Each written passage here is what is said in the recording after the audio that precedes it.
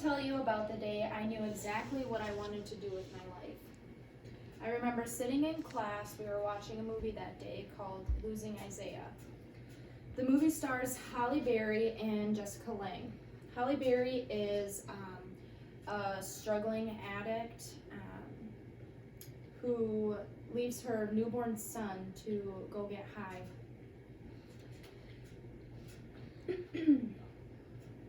When Isaiah is nearly killed by a dump truck, he is brought to a hospital where they find out that he is also addicted to drugs. Jessica Lange plays a social worker working in the hospital who develops this loving bond with him and ends up adopting Isaiah. There's more to the storyline, but that isn't what sparked my aha moment in my heart and in my head. After finishing the movie, I knew I wanted to dedicate my career and my life to helping children. I didn't know exactly what I would do for my job, but I knew exactly what I wanted to do. I wanted to make a difference in someone's life. So for my final speech, I had to conduct an interview with somebody in a field that I am interested in. I'm going to school for an associate's degree in psychology and plan to carry that on to a four-year degree, a four-year college to receive my bachelor's degree. My hopes are to work with children who have suffered from sexual abuse. I decided to organize my interview with somebody who I knew and respected. Michaela Ferguson is my best friend's older sister. She's a 28-year-old college graduate with a bachelor's in health science. She had been a social worker for 3 years before switching careers. I gathered questions that I was truly curious about when it came to having a career in social work, such as why she was interested in social work in the first place and what she hoped to achieve becoming a social worker. So she was interested in becoming a social worker because of the childhood trauma she and her sister went through. It was very important for her to be there for children who are going through domestic violence and substance abuse. When asking Michaela what she had hoped to achieve when becoming a social worker, she just wanted, her main goal was really only ever to reunify as many children with their parents as possible. She said if she could help one family rehabilitate one parent so that child could stay home and not end up in the foster care system, that was all she wanted.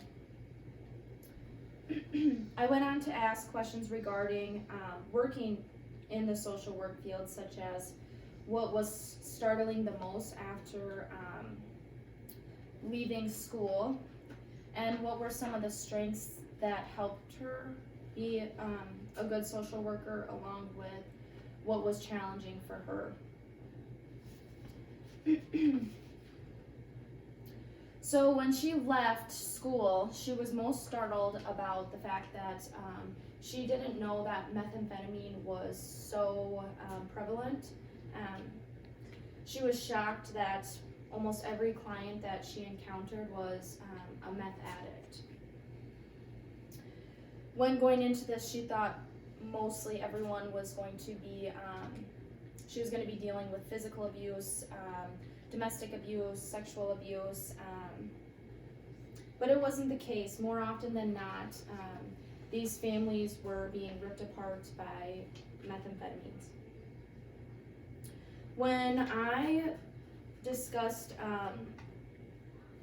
her strengths and weaknesses with her, knowing her, I knew that some of these questions or her answers would be pretty predictable. Michaela is an extremely resilient person. She achieved that through dealing with her dad's mental health issues and substance abuse. This helped her resonate with children and parents on a level that other social workers probably wouldn't have been able to if they had not dealt with that personally. But because she was a victim of child abuse, this also was one of her weaknesses because she would get too attached to the children and the families that she was helping, and that would cause her to take her work home with her, causing a disarray between both of her personal lives and her work life. She could not disconnect the two. We also talked about different cases she worked on, and one of the most difficult cases was not being able to help a family. In the end, those children ended up in the foster care system. Not only did she struggle with that, but she believed that she truly failed that family.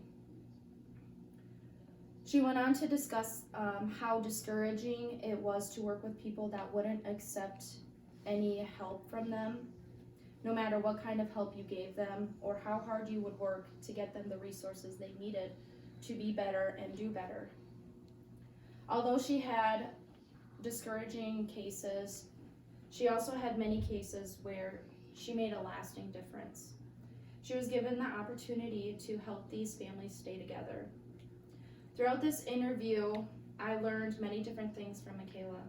I learned it was impossible to help or care for your clients the way they need to be cared for if you are running on empty. So it's important to take care of yourself first. Also, as rates of mental health issues, poverty, and drug abuse rise, there will always be a need for social workers. In conclusion, this interview was very eye-opening for me and enjoyable.